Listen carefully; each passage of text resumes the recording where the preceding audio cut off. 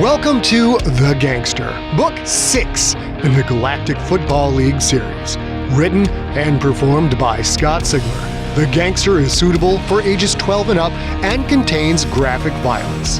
The Gangster is also available as a signed, numbered, limited edition hardcover while supplies last. To order, go to scottsigler.com/store.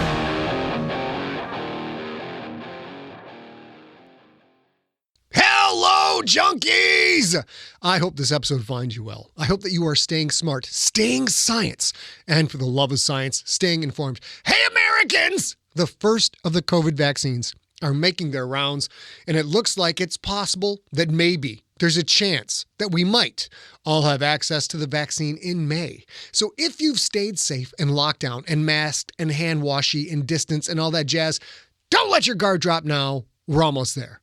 And if you haven't been safe and locked down and masked and hand-washy and distance and all that jazz, now is a good time to start. Wouldn't it suck to get the COVID right here at the end and have to go be on a ventilator and crap?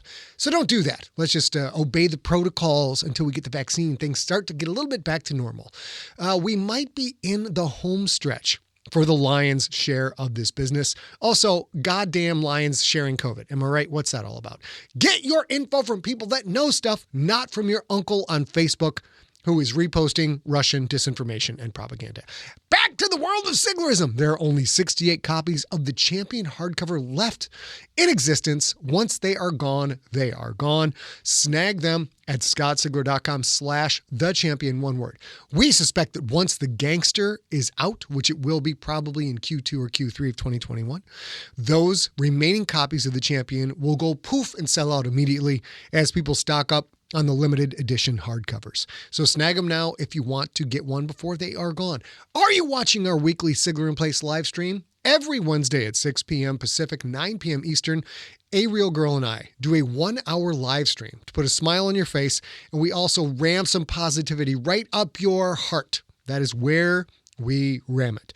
Join us and your fellow junkie pals at facebook.com/Scott Sigler, twitch.tv/Scott Sigler, and facebook.com/Scott Sigler, and or we're in all those places. We also have a live stream at those same locations every other Saturday for Story Smack, a podcast about stories and storytellers in the world of pop culture. On March 20th, in honor of St. Patty's Day, our movie is the bizarro The Boondock Saints with Willem Dafoe and Norman Reedus. Yes, before Daryl was shooting zombies, Daryl was shooting gangsters. So join us for that on March 20th at 2 p.m. Pacific Time, 5 p.m. Eastern, as A Real Girl, Empty Set movie maven Rob Otto, and myself go into the absolutely crazy backstory behind this indie movie, Shoot 'em Up.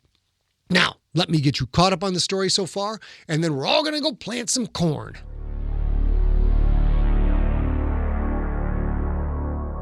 Previously on The Gangster, Gredok the Splithead sent his former police detective operative Wakhan Reed to investigate Jonathan Sandoval's bombing of the Touchback, an attack that caused the deaths of Fong-Ga-Kal, Bobby Brobst, Kopor the Climber, and head coach Hokor the Hookchest.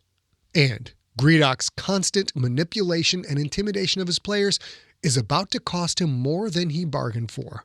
Find out what happens next on The Gangster, episode number 15.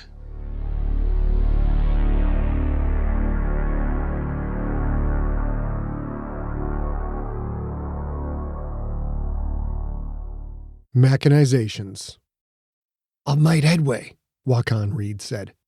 "Before the Touchback bombing, Jonathan Sandoval may have had contact with a leak he connected to the guild.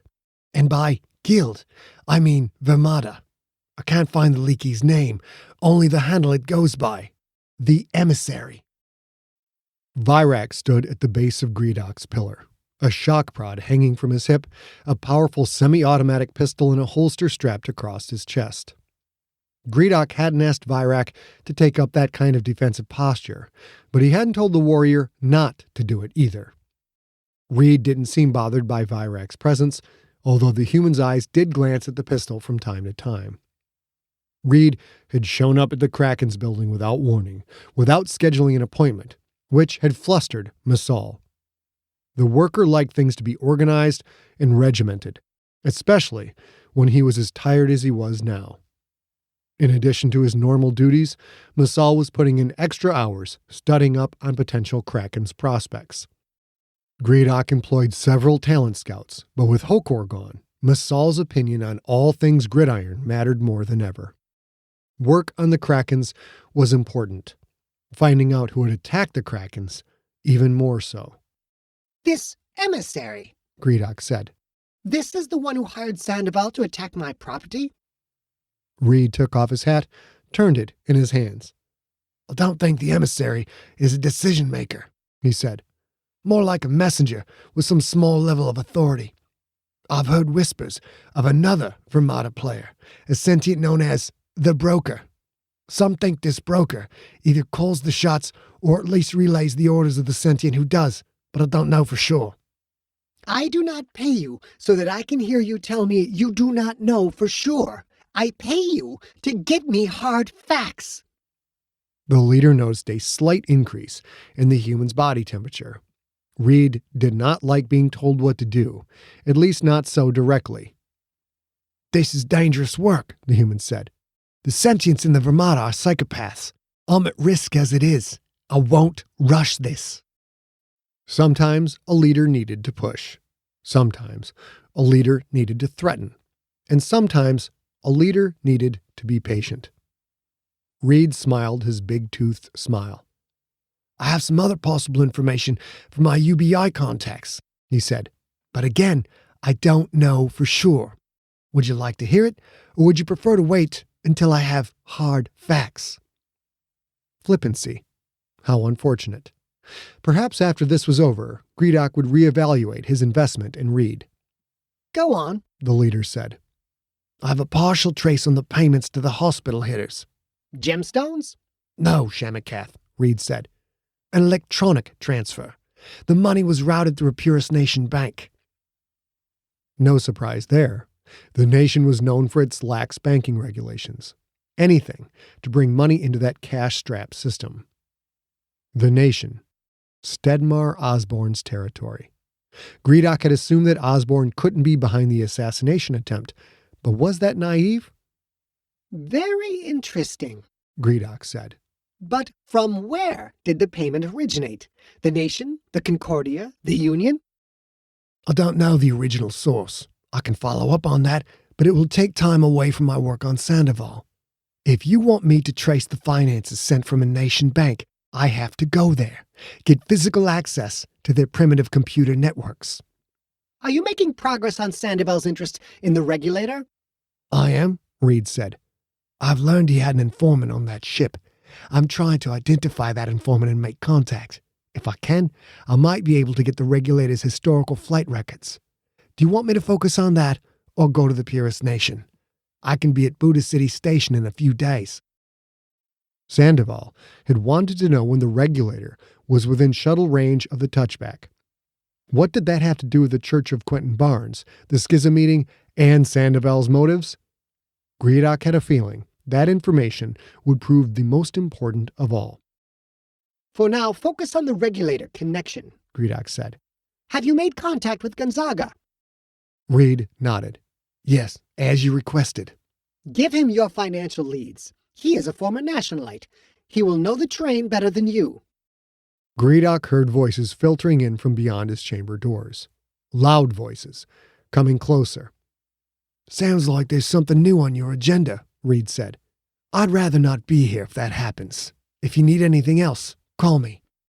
Without asking permission, the human donned his hat and left the chamber. Masal the Efficient entered, his neat blue jacket trimmed in thin gold braid. A curl of that braid on his shoulder looked slightly off-center, a rare mistake in his appearance. "Your Magnificence, there is a problem," the worker said. "You have more unexpected visitors." Traces of green and crimson on Masal's cornea betrayed his embarrassment and confusion. Within those swirling shades, though, were barely visible, unmoving fibers of yellow, a clear sign of physical exhaustion. "I cannot read your mind, Masal. Tell me who is here." "Carol Tweedy, the mother of John and Jew Tweedy, who are with her. Also with them are George Starcher, Tara the Freak, Cliff Frost, Milford, Denver, Kiloyod, Budo Schreck, and Cormorant Bumberpuff." Gredok leaned forward, his interest piqued. He could hear the Tweedy brothers' loud voices as they argued about what sounded like a heated debate over mismatched socks. Miss Saul, explain to me why you saw fit to let this mob walk right up to the door of my chamber. The worker shivered. I told them they needed to make an appointment. Mumo picked me up and set me aside. Your guards then tried to stop them, but were afraid to use force against your property. I told the Tweedies and the others that you were terribly busy and couldn't see them. At that point, Carol Tweedy mentioned a possible labor strike effective immediately if she and the others were not allowed an audience. A labor strike? A threat from employees that they would not work? The bane of any proper leader. Such attitudes could not be allowed. But what was the tiny human woman's connection to the players? If they wanted more money, they should have said as much to their agents. Agents, not players, talked to Gredok about compensation. Bring them in, Gredok said. Masal hustled out of the chamber. Virak, your thoughts? The warrior remained in front of the pillar. I imagine this involves Barnes, Shamakath. Of course. Barnes had developed a relationship with the Tweedy brothers as well as their mother. Shamakath, there are 10 players coming into your chamber. I suggest you bring in more guards. To bring more guards into the chamber was to admit that Gredok feared his own players. That would result in losing face. The 2 recent attacks had already done significant damage to Gredok's reputation. Perhaps that was the reason the players felt bold enough to come here and demand an audience. You will manage on your own. You are their teammate, and I am their owner. I suspect this will not be a violent encounter. The leader settled back into his cushy throne. Whatever this was, it was already interesting. He liked interesting. Carol Tweedy and Janine Carbonaro had been secreted away from Inath by Gonzaga for the wedding of Barnes and Montaigne. A clever move by Gonzaga, claiming to come to Inath just to speak to Gredok, while at the same time quietly taking those women, and several other players, off the planet. Gredok might have stopped them from going, might have let them go. He wasn't certain. It no longer mattered, as the wedding guests had since returned. Masal entered the chamber, followed by the massive players and the diminutive human woman. Her eyes were scrunched so tight, Gredok wasn't sure if she could see at all. Her shoulders were up near her ears, perhaps due to some kind of skeletal deterioration condition. She wore a Kraken's jacket, black with orange leather sleeves. Carol Tweedy, Gredok said. I gather that you are the organizer of this ill-advised attempt to influence me? Call me Ma. Everyone does. Gredok would call her what he wanted to call her. In this chamber, he commanded. All others obeyed. Tell me why you have come to see me. It's about the Randall Hospital attack on Quentin. Someone tried to kill him. Ah, now Gredok understood. This half-size human thought Gredok had ordered the assassination attempt. I had nothing to do with it, he said. Nor did anyone in my organization. Do you think I would be so short-sighted as to target my championship-winning quarterback? Can the shifty talk? The woman pointed a gnarled finger at him. You think I was born last night? I know what you are. I know what you do. Don't try and play innocent with me. Things shifted from interesting to absolutely fascinating. You would be wise to mitigate your anger in my presence, Gredok said.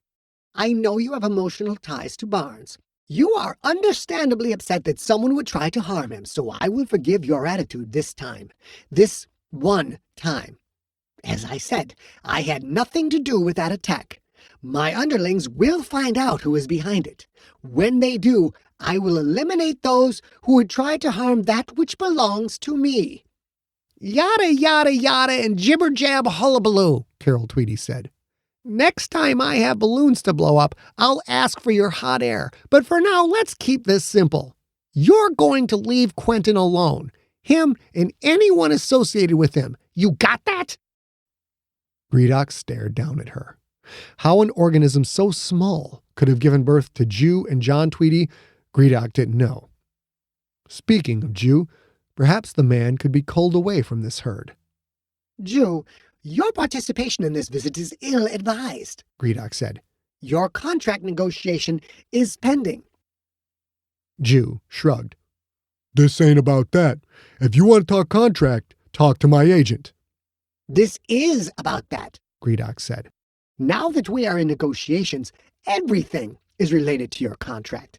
A player's off-field behavior is a significant factor. Jew stuck his finger up his nose, wiggled. Whatever he came out with, he wiped it on his pants. I'm guessing a lot of owners will overlook my off-field behavior, he said.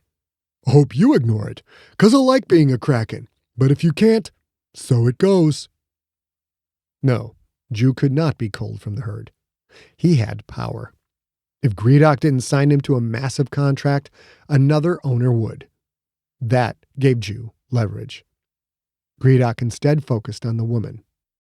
He had spent his entire life learning how to read the emotions of every intelligent species he encountered. Quyth warriors and workers could hide nothing from him.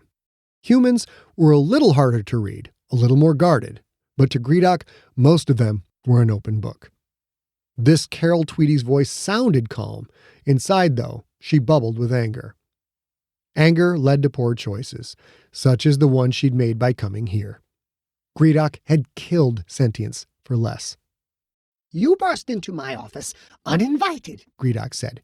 You have accused me of trying to hurt my own property. You will— Carol Tweedy stomped her foot against the floor, a sound that echoed like a gunshot in the round room. Quentin Barnes is not property, she said. Yours or anyone else's. Not only had the woman insulted him, she had interrupted him. He had tried to show her leniency, and this was the thanks he received. Time to illustrate to her who she was truly dealing with. You listen to me, Ma Tweedy, Gredok said. You clearly do not understand who you are talking to. Allow me to educate you on— Shush it! She'd interrupted him again, with a voice far too loud to have been produced by such a small body. Gredok stared at her. He didn't know what to say. The woman turned to John. Jonathan, I'm getting a kink in my neck. Could you help your dear old mother up so Gredok and I can talk face to face? Sure thing, Ma. John's big hands wrapped around his mother's waist. He started to lift her up. Virak drew his stun stick. George Starcher and Cliff Frost stepped between Virak and the Tweedies. Kilo Yoet flanked Starcher. Milford and Denver flanked Frost. Cormorant Bumberpuff's boneless limbs brought him under Frost's massive legs. The X-Walker stood in front of Virak. Virak, my beloved teammate, Bumberpuff said. Please, do not try to use that weapon on anyone, or I will be forced to take it from you. The warrior reached for his holstered pistol. No, Gredok said. Even if Virak only meant to use the gun to threaten, Gredok could not risk injury to the Krakens. They were too valuable. The leader thought of calling for his guards, but if he did, word might get out that he couldn't even control his own players. He'd appear weaker than ever. Anna Villani might try to take his territory. Worse, Gloria Ogawa would laugh at him. John, Carol Tweedy said, put me up there with Gredok. John lifted his mother, tossed her up lightly as he shifted her weight to his upturned hands. Gredok, stunned to silence, watched the woman step onto the small space atop the pillar. She stood directly in front of his throne. He started to reach for the custom-made entropic pistol hidden in the left side of his throne, then thought the better of it. He would look foolish drawing a weapon on a tiny, unarmed human. Let me tell you something, mister, she said. Quentin Barnes isn't property. He is a sentient being. He is a good man. He is my son. Do you hear what I'm telling you? Gredok could barely process what was happening. His pedestal, his throne. No one had ever come up here before. You will get down, he said. Right now. You really do not understand who I am and what I am capable of. Shush it, the woman said, interrupting him a third time. I'm sure threats and violence work in your criminal world. We're law-abiding citizens, and we don't shake like a leaf every time you speak. Maybe you ordered the attack on Quentin, maybe you didn't. But if anything happens to him, if any of your thugs rough him up, or worse, she pointed down to the gathered Krakens, then this bunch won't play for you ever again. Quentin gets hurt, there goes the core of your team. The leader glanced at his players. Defensive captain John Tweedy, his brother Jew, the league's best running back. Starting tight end George Starcher. Star receivers Milford, Denver, Tara the Freak. Offensive tackle Kilo Yoet, and center Budo Schweck. All-pro cornerback Bumberpuff. Up-and-coming defensive end Cliff Frost. Gredok gave in to his anger, let black curls sweep across his cornea. These players needed to know their Shamakath's rage. It was not too late for them to make a smart decision. All of you, He said. You would give up your season, maybe your career, and by crossing me, possibly your lives for Quentin Barnes? John Tweedy nodded. We would. We love you, greedy old buddy, old pal. Don't get us wrong. We believe in you and appreciate what you do for the organization. But we have to protect our quarterback. Gredok read John's body language, his expression. The human meant what he said. So did the others. Quentin ain't part of your criminal things, John said. Neither are we. Let all of us do what we do. Play football. Keep the crime side crime and the grid side iron scrolled across his head. This wasn't an uprising by the entire team, but this group, along with Barnes, Montaigne, and Shoto, had been the driving force behind back-to-back Galaxy Bowl titles. Without these players, there was no chance at a third straight crown. Without them, the Krakens might not make the playoffs at all, might even be looking at a losing season. Or, possibly, Ionath might lose enough games to fall out of Tier 1. From first to worst, such potential humiliation. And it's not just Quentin, Carol Tweedy said. Anything happens to me or any of the Krakens who are standing up to protect one of their own and they all sit. Just leave your players be. Let the boys play football. Denver hopped in place. Boys and girls and girls and girls and girls! And girls, Carol Tweedy said, nodding. You're the boss, Gredok. Everyone here understands that. But your players face enough danger on the field. They shouldn't have to worry about their safety off it, especially from their team owner. Did this human actually believe what she was saying? She lived in a fantasy world. For now, however, Carol Tweedy had the power to make her fantasy a reality. Gredok had been outplayed before he even knew the game had begun. He could have some of the players killed as an example. Budo Schweck was old, only had a season or two left. But if the others kept their promise and didn't play, Gredok could not take that chance. Later, much later, this human female would die screaming.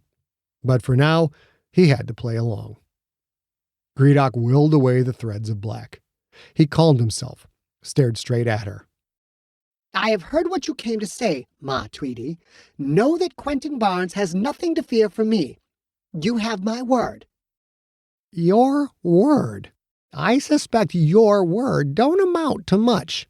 Maybe that's why Quentin has friends willing to go so far for him, because he keeps his word. She looked down to the players. Jonathan, catch your mother! The tiny human stepped off the pedestal. John Tweedy's oversized hands caught her gently, lowered her to the ground. Carol Tweedy looked up at Gredok. Thank you for taking this meeting, she said. Next time, I'll bring cookies. She walked out the chamber doors, the traitorous Krakens at her heels. The woman had strength, significant strength, and courage born from absolute conviction. She would have made a good leader. But, like every leader or sentient that had challenged Gredok over the decades, he would deal with her. Her and Barnes, both. How frustrating. Even if Barnes could no longer play, Gredok's long-anticipated retribution would have to wait. He couldn't do anything that might make the players turn against him. No threats, no violence, no nothing. Eventually, though, something would change. When it did, he'd make Barnes and his adopted mother pay for their insolence. The only variable was time. You have been listening to The Gangster, Book VI in the Galactic Football League series, written and narrated by Scott Ziegler. Follow Scott on Instagram and Twitter, where he is at Scott Ziegler, one word, and on Facebook at facebook.com/Scott Ziegler. For more information on the Galactic Football League series and for more free audiobook podcasts, visit scottziegler.com. The Gangster was directed by A. Ziegler, engineered by Steve Rickyberg. Copyright 2020, Empty Set Entertainment. Theme music is the song They're Watching Me by the band Superweapon.